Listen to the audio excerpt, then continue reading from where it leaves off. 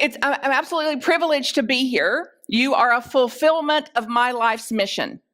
My life's mission is to serve those who serve. So I believe it's a divine appointment, not just in theory, but in reality. And I get to serve in these most auspicious places, in these most auspicious times, and with just the most brilliant of people. And people that are living out, as Reverend Brenda said, a walking, talking example of what the principles of unity are. So that we're on a journey here. Now, in the absolute, there's one power and one presence in all the world and in my life.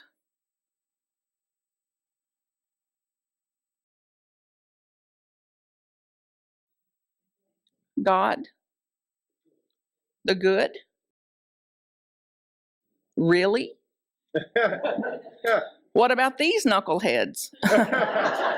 They are God. So yes, in the absolute, the truth, in the absolute, no problem, in spirit, no problem, but back here at the ranch, we've got some human things to work through, do we? Some humanness to work through, some human beingness that exhibits as tantrums and wanting and needing and shoulding and shouldning. And what's that look supposed to mean? And what's that tone supposed to mean? And as Cameron beautifully laid out, some will like us and some won't. Some will agree with us and some will respect us and some. Oh, where's the hope in it? Where's the hope? And if you're attached, if I'm attached and I'm believing in some fantasy-based notion that everybody's going to like me, where will that leave me? Altogether? Hell. Hell, hell, hell. Hell. It leaves us in hell. Hell hotel. We've checked in. We've not only checked in, we've moved in. Guess who's holding the key? Guess who checked you in? Turn to somebody by you and tell them, I checked me in. It was me. It was me that checked me in. This is good news. Who's holding the key? So anytime I want to check out, I can choose to do so. And when I have suffered just enough, I shall.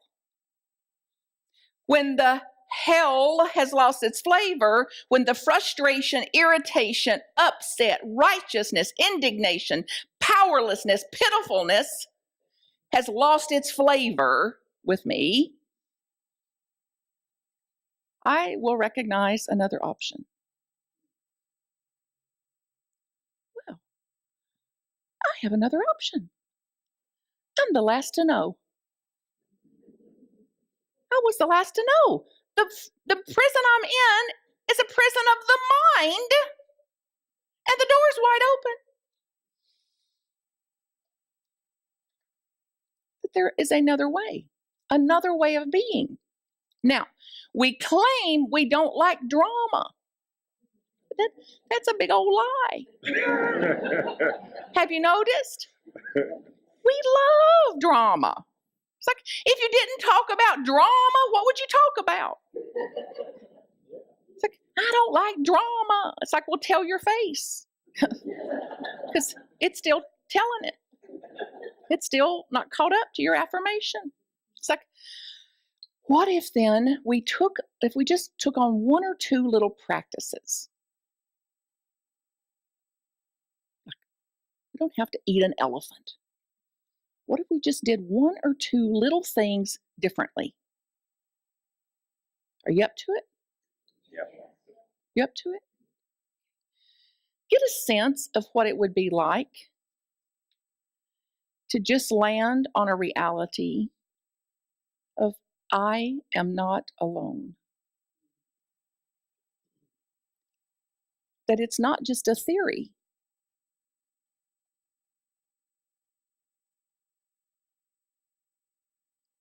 What would that be like? To live that out. Then what would it be like to accept the reality that some will and some won't? Some will like it, some won't. So what? Some will agree, some will disagree. So what? Some will think I'm the best thing going. Some will think, wish I'd never met her. So what? So the power of that so what. So, as Reverend Brenda pointed out, the textbook, it is a textbook. So even if you've read it, chances are you read it so you could check it off your list. Guess how I know? That it's made to be read like a textbook, like you're teaching yourself a new language, like you're teaching yourself skills. So just a few pages at a time.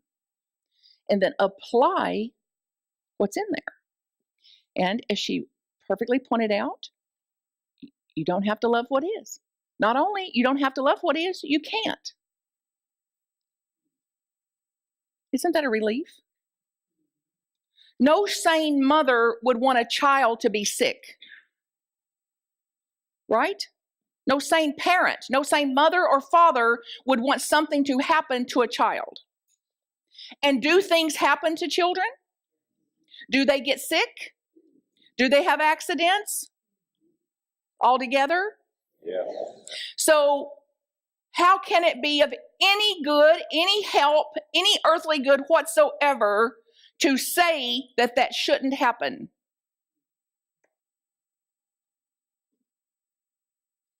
So what are you contributing? What are you exponentially putting out in the world to continue to put forth a lie about what should be and what shouldn't be? How is that helpful?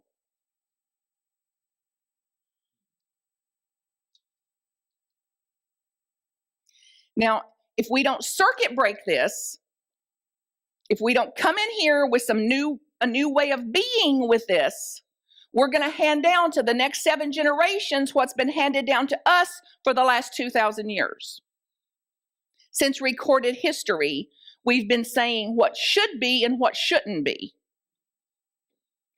And all the suffering in the world is caused by arguing with what is.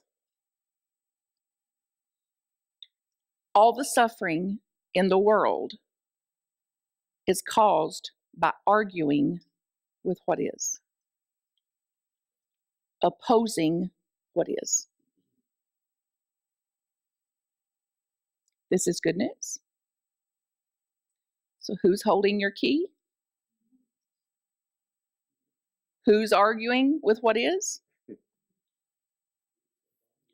Who can stop it? And who can stop it today? Who can stop it in every single interaction? So there's one decision, only one decision to ever make. And that is, will I bring acceptance to what is? Because I either bring acceptance to what is. I don't have to love what is. I don't have to like what is. I don't have to prefer what is. I don't have to vote for what is. I don't condone what is. And what is.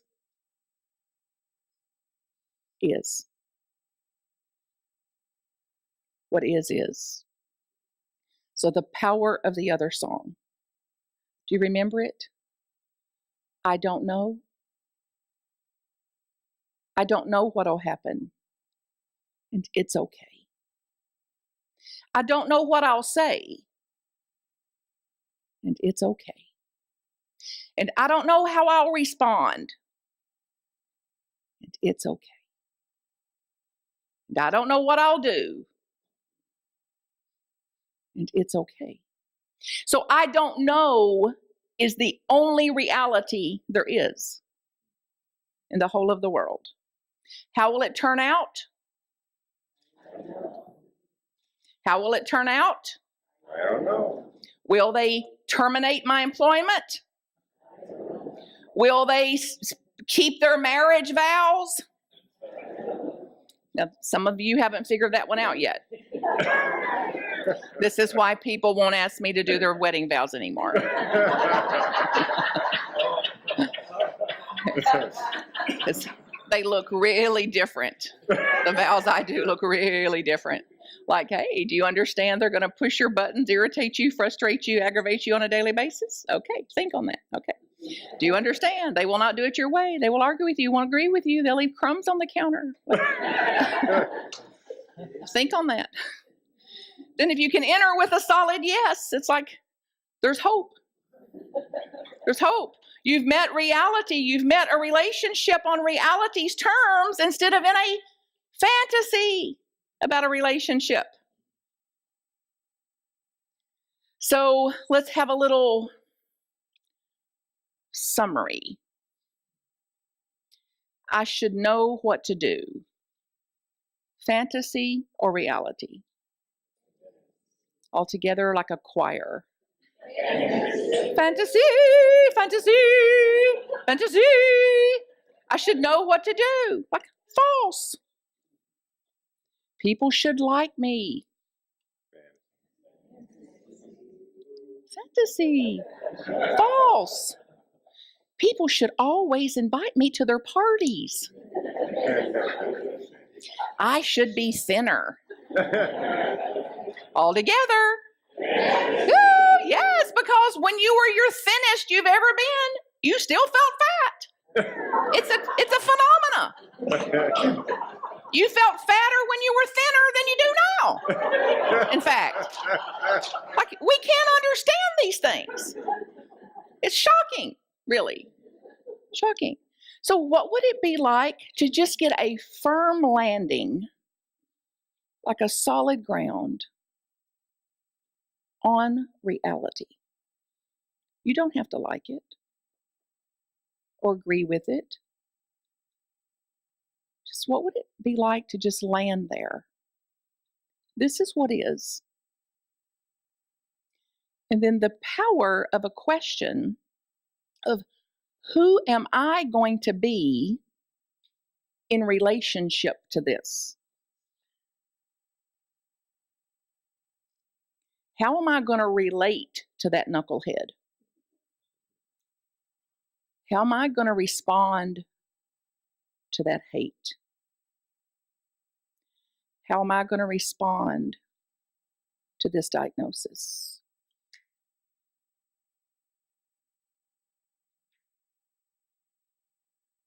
How can I check out of Hell Hotel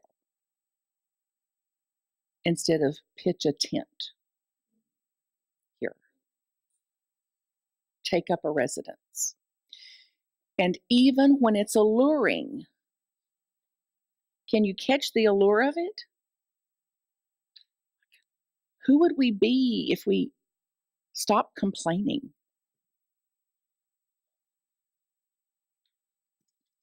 Who would you be if you didn't discuss dramas, but discussed like creating a different world?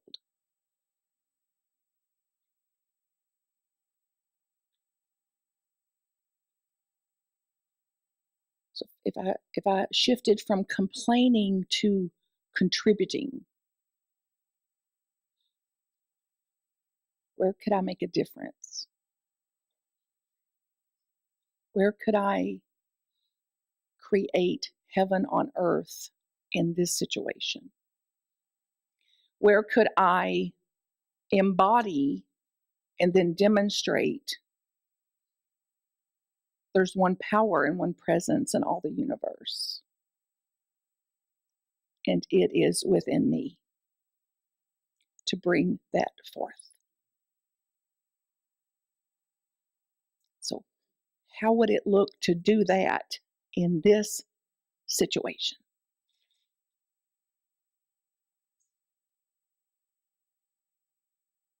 You up to it? I think so too. So you do your part. I'll do mine. Because if I could free you, you would already be free. So I can free this one. Guess who can free that one? Who's holding your key?